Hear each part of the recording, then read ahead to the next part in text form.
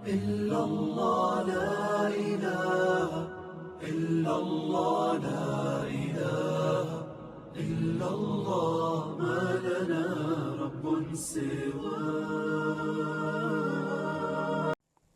اعوذ باللہ من الشیطان الرجیم. بسم اللہ الرحمن الرحیم. توکلت علی الحی الذی لا یموت افوض امری الی اللہ ان اللہ بصیر بالعباد وما توفیقی الا باللہ. بے شماری عزیزو، صرف کے بارے میں چل رہی ہے. تو عرض کیا تھا کہ کلمے کی 3 قسمیں ہیں: اسم، فعل، حرف. اسم جیسے رجل، علم. فعل جیسے ضربا، دحرجا. حرف جیسے من اور الا. پھر یہ عرض کیا تھا کہ یہ جو علم صرف پڑھ رہے ہیں، تصریف کا لغوی معنی کیا ہے اور اصطلاحی معنی کیا ہے. تصریف کا لغوی معنی یہ تھا کسی چیز کو ایک جگہ سے دوسری جگہ یا ایک حالت سے دوسری حالت کی طرف پھیرنا. تصریف کا اصطلاحی معنی یہ تھا کہ ایک لفظ کو مختلف صیغوں کی طرف پھیرنا تاکہ اس سے مختلف معانی حاصل ہوں. جیسے عرض کیا تھا کہ مثلا ضرب مصدر ہے، اس سے ضربا ماضی بناتے ہیں. یضربو مضارع، ضاربن اس میں فاعل. خلاصہ اس سے جو ہے مختلف ایک لفظ کو مختلف صیغوں کی طرح پھیرتے ہیں تاکہ اس سے مختلف معنی حاصل ہوں.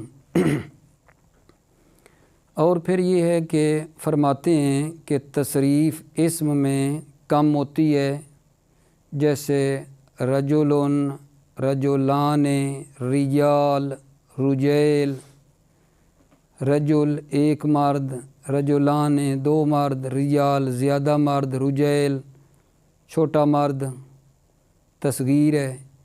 اور تصریف جو ہے وہ فعل میں زیادہ ہوتی ہے.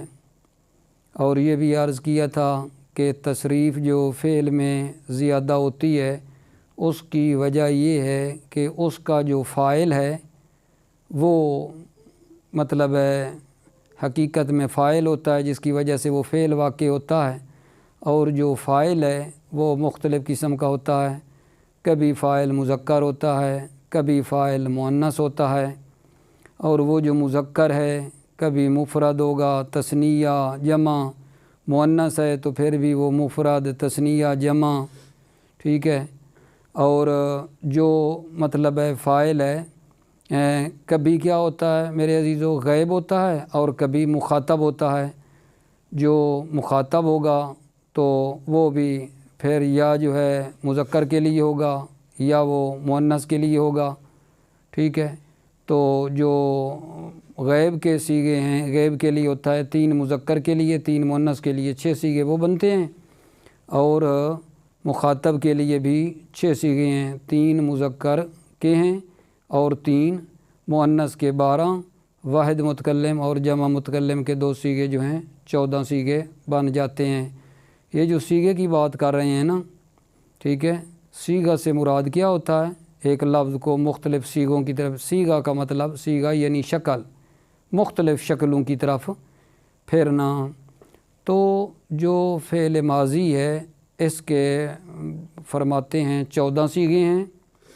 فعل ماضی کے 14 صیغے ہیں اور یہ کل بیان کیے تھے. اور اصل وجہ یہ ہے کہ یہ جو فعل میں تصریف زیادہ ہوتی ہے وہ فاعل کی وجہ سے، جو ابھی بتایا ہے کہ فاعل جو ہے یا مطلب ہے مذکر ہوگا یا مؤنث ہوگا یا پھر وہ جو ہے مفرد، تثنیہ، جمع ہوگا یا غائب ہوگا یا مطلب ہے وہ مخاطب ہوگا یا متکلم ہوگا، جس کی وجہ سے جو ہے نا فعل بھی زیادہ ہو جاتا ہے. اب جو ہے جو فعل کی گردان کل کی تھی آپ کی خدمت میں، آج ایک مرتبہ پھر دوہرا کر آگے بڑھتے ہیں. فعل کی گردان کیا تھی؟ ضربا کی گردان کی تھی، ضربا ضربا ضربو، ٹھیک ہے، ضربت ضربتا ضربنا ضربتا ضربتما ضربتم ضربتے ضربتما ضربتنا ضربتو ضربنا، ٹھیک ہے۔ اور آج جو ہے مضارع کی گردان کرنی ہے، لیکن نا میں آپ کی خدمت میں انشاءاللہ آپ توجہ فرمائیں، اس کتاب کے اوپر ایک شکل بنی ہوئی ہے، وہ نا میں آپ کی خدمت میں ادھر سے پیش کرتا ہوں اور کوشش کرتا ہوں وضاحت کرنے کی۔ کتاب آپ کے سامنے رکھ رہا ہوں اور آپ توجہ فرمائیے، دیکھیے توجہ فرمائیں۔ یہ ہے نا یہاں فعل، ادھر پہ آپ نے ذرا غور فرمانا ہے، انشاءاللہ انتظام ہو جائے گا بورڈ کا، ٹھیک ہے۔ یہ فعل ہے، فعل۔ اب یہ جو میرے عزیزو ہے نا فعل، تو اس فعل کو نا مثلا دیکھ لیں، فعل جو ہوگا غائب، غائب، مخاطب، متکلم، ٹھیک ہے۔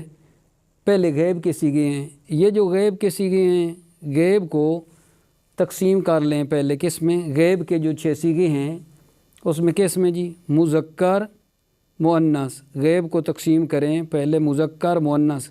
یہ جو مذکر مؤنث بنیں گے، پہلے جو مطلب ہے 3 ہیں مذکر کے، مفرد، مثنیٰ کا مطلب ہوتا ہے تثنیہ، مفرد، تثنیہ، جمع، ٹھیک ہے۔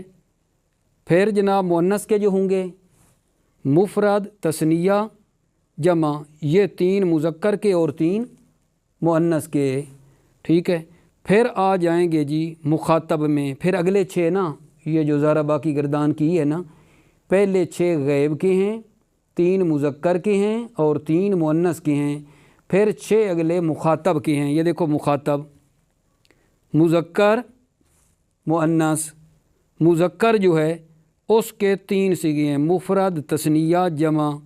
مخاطب کے آگے جو مطلب مذکر کے مؤنث کے 3 صیغے ہیں، اس کے بھی 3 ہیں، مفرد، تثنیہ، جمع ہیں، ٹھیک ہے۔ اور متکلم کے آگے 2 صیغے ہیں، واحد متکلم، مع الغیر کہتے ہیں جمع متکلم کو، جمع متکلم کو کہتے ہیں، ٹھیک ہے۔ اب آپ ذرا انشاءاللہ دیکھیے، ٹھیک ہے۔ بھلا کیا کیا ہے ہم نے؟ فعل کے جو عزیزو 14 صیغے تھے نا، فعل ماضی کے 14 صیغے تھے۔ پہلے غیب کے ہیں 6 صیغے، پھر 6 مخاطب کے ہیں، 2 متکلم کے ہیں۔ 6 صیغے جو غیب کے ہیں، 3 مذکر کے ہیں، 3 مؤنث کے ہیں۔ مذکر کے جی مفرد، تثنیہ، جمع، مؤنث کے مفرد، تثنیہ، جمع، ٹھیک ہے۔ 6 پورے ہو گئے جی۔ مخاطب کے جی پھر کیا ہیں؟ مذکر مؤنث، مخاطب کے بھی 6 صیغے ہیں، 3 مذکر کے، مفرد، تثنیہ، جمع، مؤنث کے 3 جی، مفرد، تثنیہ، جمع۔ متکلم کے 2 صیغے ہیں، واحد متکلم، جمع متکلم، ٹھیک ہے۔ جب ایسا ہے، اب یہ میں نے آپ کو سمجھا دیا۔ اب مثلا اسی اگلی جو ہے نا ضربا کی یضرب، اس کو آپ نے نہیں دیکھنا، یہ مجھے بعد میں کام ہے۔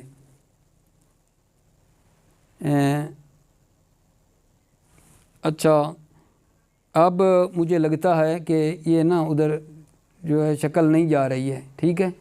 تو میں پھر انشاءاللہ زبانی جو ہے نا، زبانی، ٹھیک ہے، وہ آپ کی خدمت میں عرض کرتا ہوں۔ جو میں ادھر سے کرنا چاہ رہا تھا وہ ظاہراً نہیں ہو رہا ہے، ٹھیک ہے عزیزو۔ اب آپ ذرا توجہ فرمائیں، ٹھیک ہے۔ کتنے صیغے تھے جی؟ ٹھیک ہے، ماضی کے 14 صیغے تھے۔ ماضی کے جو 14 صیغے تھے ان میں سے 3 جو ہیں مذکر کے ہیں، 3 مؤنث کے ہیں، اور مخاطب کے 3 مذکر کے ہیں اور 3 مؤنث کے ہیں۔ 12 صیغے، واحد متکلم اور جمع متکلم کا صیغہ ہے۔ اس کے بعد انشاءاللہ ابھی جو ہے مضارع شروع کرتا ہوں آپ کی خدمت میں۔ مضارع میں توجہ فرمائیے۔ مضارع کس کو کہتے ہیں؟ مضارع وہ فعل ہوتا ہے جس میں حال یا استقبال کا نا معنی پایا جائے، حال یا استقبال کا معنی پایا جائے۔ اس کے بھی نا میرے عزیزو جو ہے 14 صیغے ہیں، 14 صیغے ہیں۔ 6 صیغے جو ہیں غائب کے ہیں، 3 مذکر کے اور 3 مؤنث کے۔ پھر مخاطب آتا ہے، مخاطب کے بھی 6 صیغے ہیں، 3 مذکر کے ہیں اور 3 مؤنث کے ہیں، 12 صیغے ہو جائیں گے۔ اور 2 جو ہے نا، ایک واحد متکلم کے لیے ہے اور جو اگلا صیغہ ہے 14واں وہ جمع متکلم کے لیے ہے۔ جیسے جی یضربو، یضربان، یضربونا، یہ 3 کس کے ہیں جی؟ غیب کے، غیب کے اور مذکر کے۔ تضربو، تضربان، یضربنا، یہ 3 کس کے ہیں جی؟ غیب کے ہیں لیکن مؤنث کے ہیں۔ آگے جی تضربو، تضربان، تضربونا، یہ 3 کس کے جی؟ مخاطب کے اور مذکر کے، مذکر کے۔ تضربینا، تضربان، تضربنا، یہ جو 3 ہیں یہ بھی مخاطبہ کے صیغے ہیں لیکن مؤنث کے لیے ہیں۔ اضربو، نضربو، اضربو واحد متکلم، نضربو جمع متکلم کے لیے ہے۔ ٹھیک ہے، بھلا کیا ہوا جی؟ مضارع کے جی 14 صیغے ہیں، 6 صیغے غیب کے ہیں، 6 صیغے جو ہیں حاضر کے ہیں، 2 صیغے متکلم کے ہیں، واحد متکلم اور جمع متکلم۔ دوبارہ سنیں، یضربو، یضربان، یضربونا، تضربو، تضربان، یضربنا، یہ 6 صیغے غیب کے جی، مذکر اور مؤنث کے۔ مخاطب کے صیغے جی تضربو، تضربان، تضربونا، تضربینا، تضربان، تضربنا، یہ مخاطب کے جی 6 صیغے اور واحد متکلم جی اضربو، نضربو، اضربو، نضربو۔ اس کا ایک مرتبہ ترجمہ بھی کر لیتے ہیں آپ کی خدمت میں۔ یضربو کا کیا معنی کرنا ہے جی؟ یضربو کا معنی یہ ہے وہ ایک آدمی مارتا ہے یا مارے گا۔ یضربان، وہ 2 آدمی مارتے ہیں یا ماریں گے۔ یضربونا، وہ سب آدمی مارتے ہیں یا ماریں گے۔ تضربو، وہ ایک عورت مارتی ہے یا مارے گی۔ تضربان، وہ 2 عورتیں مارتی ہیں یا ماریں گی۔ یضربنا، وہ سب عورتیں مارتی ہیں یا ماریں گی۔ تضربو، تو ایک مرد، مخاطب آ گیا جی، تضربو، تو ایک مرد مارتا ہے یا مارے گا۔ تضربان، تم 2 مرد مارتے ہو یا مارو گے۔ تضربونا، تم سب مرد مارتے ہو یا مارو گے۔ تضربینا، تو ایک عورت مارتی ہے یا مارے گی۔ تضربان، تم 2 عورتیں مارتی ہو یا مارو گی۔ تضربنا، تم سب عورتیں مارتی ہو یا مارو گی۔ اضربو، میں مارتا ہوں۔ نضربو، ہم مارتے ہیں۔ یہ ہے جی اس کا ترجمہ، جو مطلب آج مضارع کی گردان تھی۔ اور اگلی بات یہاں جو ہے بڑی اہم ہے۔ پس یہ تو ہو گئی جی یضربو، یضربو کی گردان ہم نے کر دی۔ اور حرف میں تصریف نہیں ہوتی کیونکہ اس میں تبدیلی ممکن نہیں ہے۔ حرف میں تصریف نہیں ہوتی کیونکہ اس میں تبدیلی ممکن نہیں ہے۔ اس کو علمی اصطلاح میں نا مصادرہ بے مطلوب کہتے ہیں۔ مصادرہ بے مطلوب کیا ہے؟ کہ دلیل عین مدعا ہو۔ دلیل وہی ہو جو مدعا ہے، ادعا، مدعا اور دلیل ایک ہو نا، تو اس کو کہتے ہیں علمی اصطلاح میں مصادرہ بے مطلوب۔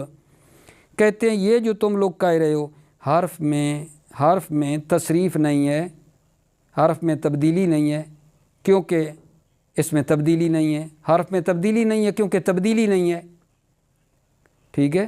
جو ادعا اور مدعا ہے وہ اور جو دلیل ہے وہ ایک ہی ہے، ٹھیک ہے۔ اس کو کہتے ہیں مصادرہ بے مطلوب۔ اس کو میں ایک اور مثال آپ کی خدمت میں دیتا ہوں۔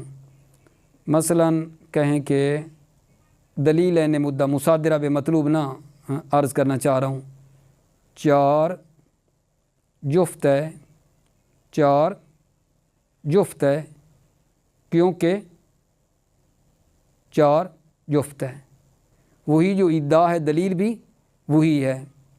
یا مثلا یہ مسجد ہے، یہ مسجد ہے، اس کا احترام واجب ہے چونکہ یہ مسجد ہے، وہی ادعا اور وہی دلیل، اس کو کہتے ہیں مصادرہ بے مطلوب۔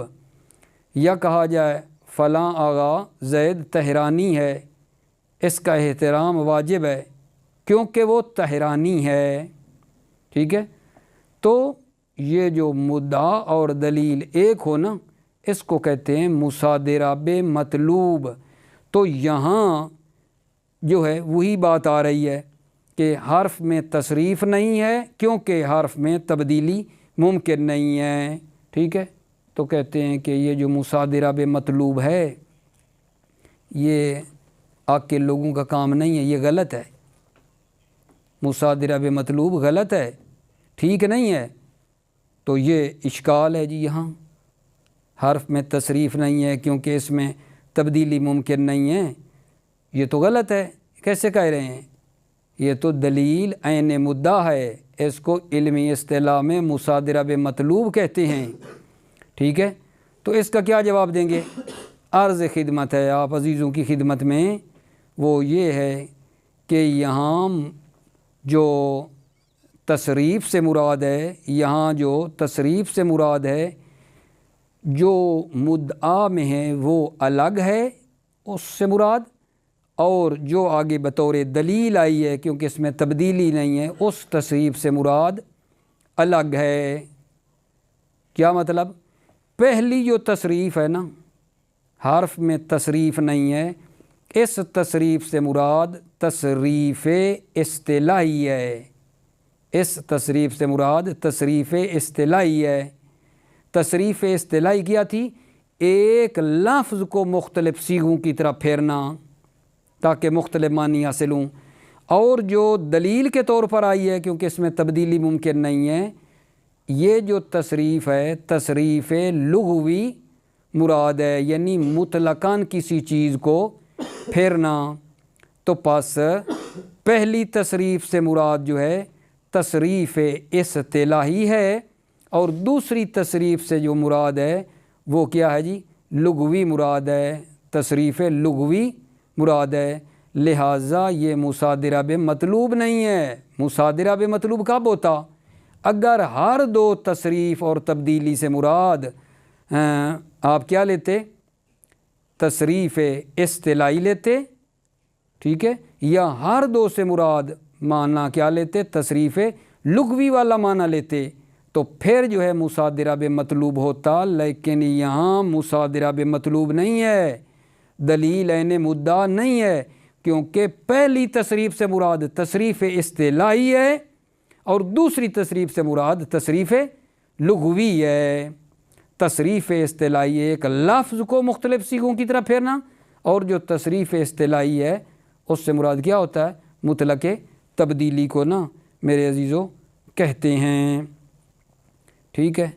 اب آپ کی خدمت میں نا جو آج کی بحث میں یضربو کی گردان کی ہے، ٹھیک ہے، اس کو قرآن مجید میں دیکھتے ہیں کہ مثلا اگر یہ یضربو جو ہے نا والی گردان، مضارع کی گردان اگر ہمیں صحیح یاد ہوگی تو پھر دیکھیں ہم اس سے کس طرح جو ہے نا، آخر میں عرض کر دوں کہ پھر اس میں ہم کس طرح استفادہ کر سکتے ہیں، کس طرح نا اس سے ہمیں مطلب استفادہ ہوگا مضارع کے صیغوں میں۔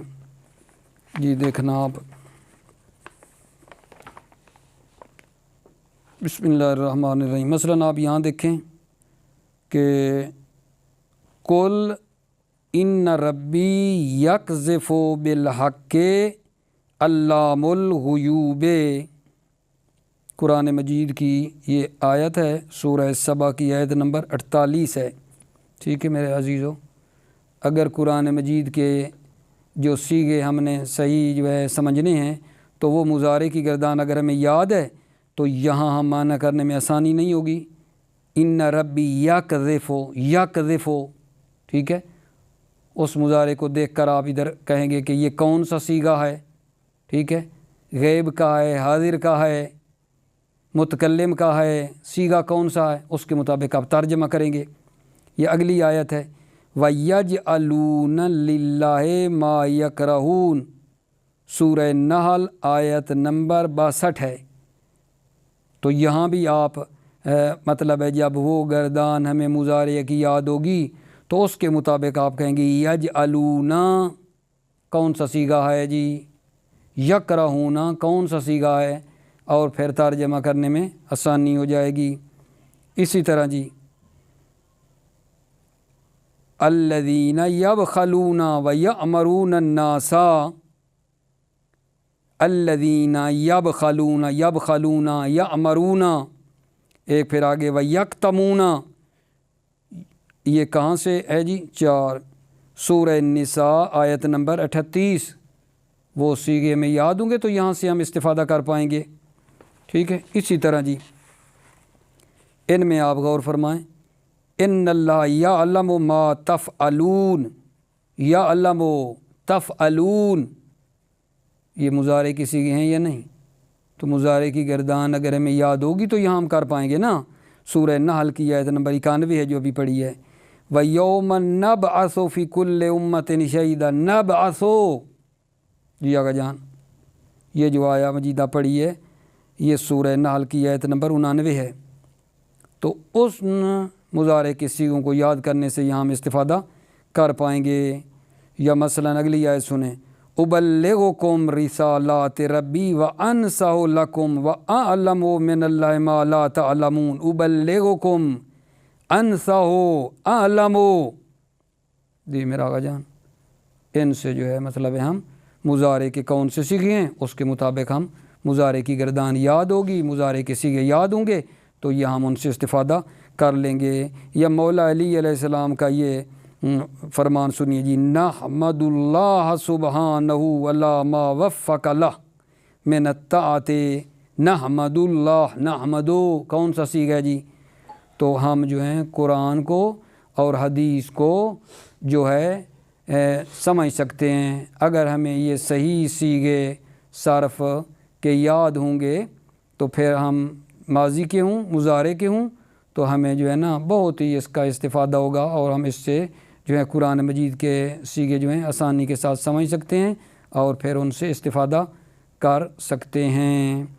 ٹھیک ہے میرے عزیزوں، تو جو آج کا جو ہماری بحث تھی وہ تو یہی ہوئی الحمدللہ، ٹھیک ہے، کہ تصریف کا لغوی معنی اصطلاحی معنی بیان ہو چکا تھا، اور آج کی جو اصل بحث تھی وہ یہی تھی کہ یضربو کی گردان مضارع کی کرنی تھی، جو پڑھ بھی دیتا ہوں، یضربو یضربان یضربون تضربو تضربان یضربنا تضربو تضربان تضربون تضربین تضربان تضربنا اضربو نضربو، حفظ کریں، حفظ خوب معنی بات ہے، یاد کریں۔ اور حرف میں تصریف نہیں ہے کیونکہ اس میں تبدیلی ممکن نہیں ہے، ٹھیک ہے، تو یہ عرض کیا ہے کہ یہ مصادرہ بے مطلوب ہے، وہی مدعا ہے، حرف میں تصریف نہیں ہے، دلیل بھی وہی دے رہے ہو کیونکہ اس میں تبدیلی ممکن نہیں ہے، مصادرہ بے مطلوب دلیل عین مدعا، مدعا بھی وہی دلیل بھی وہی، تو مثالیں بھی دی ہیں اور عرض کیا ہے کہ نہیں آقا جان یہ مصادرہ بے مطلوب نہیں ہے، پہلی تصریف سے مراد تصریف اصطلاحی ہے، دوسری تصریف سے مراد جو بطور دلیل آئی ہے تصریف لغوی مراد ہے، ٹھیک ہے۔ مصادرہ کب ہوتا؟ جب دونوں سے مراد اصطلاحی ہوتی یا دونوں سے مراد تصریف لغوی مراد ہوتی۔ موفق مؤید باشی۔ السلام علیکم ورحمۃ اللہ وبرکاتہ۔